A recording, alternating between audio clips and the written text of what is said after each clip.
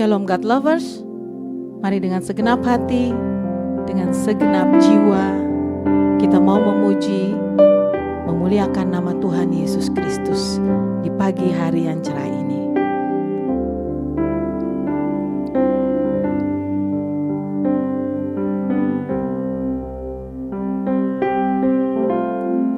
Dengan segenap hati, dengan segenap jiwa, dengan kekuatanku, ku sembah Kau Tuhan. Jalan kekudusan-Mu, ku angkat tanganku, ku rindu selalu dalam hadirat-Mu, sebab Engkau yang kudus,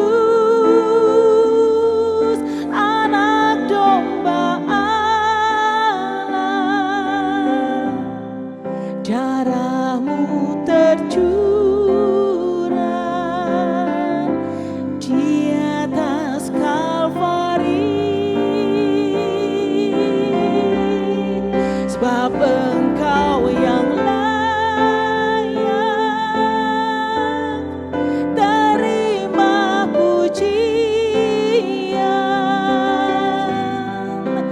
hormat dan kuasa sekarang dan selamanya. Sebab Engkau yang kudus, anak domba Allah, darah-Mu tercurah di atas Kalvari, sebab Engkau yang layak terima pujian, hormat dan kuasa sekarang dan selamanya. Hormat dan kuasa, hormat dan kuasa sekarang dan selamanya. Engkau yang layak dipuji Tuhan, Engkau yang layak disembah. Dengan segenap hati dan jiwaku, ku puji Kau, Yesus Tuhan dan Raja. Haleluya, haleluya.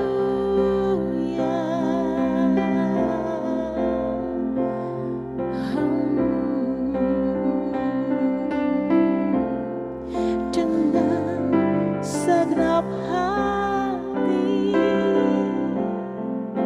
dengan segenap jiwa, dengan kekuatanku, ku sembah Kau Tuhan. Dalam kekudusan-Mu, ku angkat tanganku, ku rindu selalu dalam hadirat-Mu, sebab Engkau yang kudus,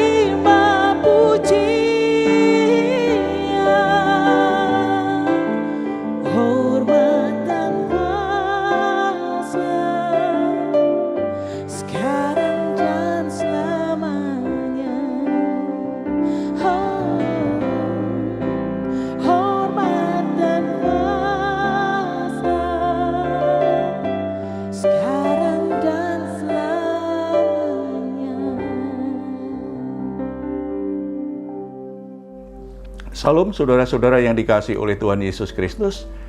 Suatu hari saya bertemu dengan pasangan suami istri yang memutuskan bercerai karena mereka merasa pernikahannya gagal. Saya tanya, apa yang membuat gagal? Mereka berkata sudah puluhan tahun mereka menunggu untuk mendapatkan keturunan, tetapi ternyata anak yang ditunggu-tunggu tidak datang. Ketika mereka berpikir bahwa anak menjadi tujuan dari pernikahan, tujuan utama pernikahannya, maka ada banyak orang akhirnya menyesal dan memilih untuk mengakhiri pernikahan. Saudara-saudara, anak memang bagian yang penting dalam sebuah pernikahan, tetapi menjadi orang tua itu adalah sebuah panggilan, sebuah anugerah yang mulia yang Tuhan percayakan. Makanya karena ini sebuah panggilan, kadang-kadang ada satu pernikahan yang tidak dikaruniai anak, karena Tuhan punya tugas yang lain dengan pasangan suami istri itu. Saudara-saudara, ada satu mazmur yang mengingatkan kita betapa luar biasa panggilan menjadi orang tua. Mazmur 127 ayat 3 dan 4. Sesungguhnya anak-anak lelaki adalah milik pusaka daripada Tuhan, dan buah kandungan adalah suatu upah. Seperti anak-anak panah di tangan pahlawan, demikianlah anak-anak pada masa muda. Anak adalah milik pusaka Tuhan. Anak bukanlah milikmu sebagai orang tua, tetapi itu adalah kepercayaan Tuhan, milik pusaka Tuhan yang dipercayakan dalam pernikahanmu. Karena ini milik pusaka Tuhan, berarti setiap anak adalah pribadi yang sangat berharga dan mereka lahir dengan sebuah misi ilahi. Tuhan punya pesan kehidupan bagi dunia ini melalui kehadiran anak-anak kita. Makanya karena ini adalah milik pusaka Tuhan, kalau saudara dipercaya memiliki keturunan, saudara punya tanggung jawab yang besar untuk merawat, untuk melindungi, untuk mendidik mereka di jalan Tuhan dan sampai pada rencana Tuhan itu. Mereka bisa menggenapi rencana Tuhan dalam hidupnya. Dan kelak setiap orang tua harus mempertanggungjawabkan milik pusaka Tuhan ini di hadapannya. Jadi saudara-saudara, menjadi orang tua itu sebuah panggilan, dan kita dipanggil untuk menjadi seperti apa? Bukan sekedar punya anak. Tadi dikatakan bahwa seperti anak-anak panah di tangan pahlawan. Siapakah pahlawan itu? Pahlawan adalah para orang tua. Apa pekerjaan pahlawan? Pahlawan adalah seseorang yang berada di garis depan peperangan untuk mengalahkan musuh dan meraih kemenangan. Sebagai orang tua, Tuhan mempercayakan kita dan menempatkan kita di medan peperangan dunia ini. Karena kalau anak-anak yang Tuhan percayakan kepada kita tidak kita didik dengan baik di jalan Tuhan, maka mereka akan menjadi orang-orang yang kalah di dunia ini.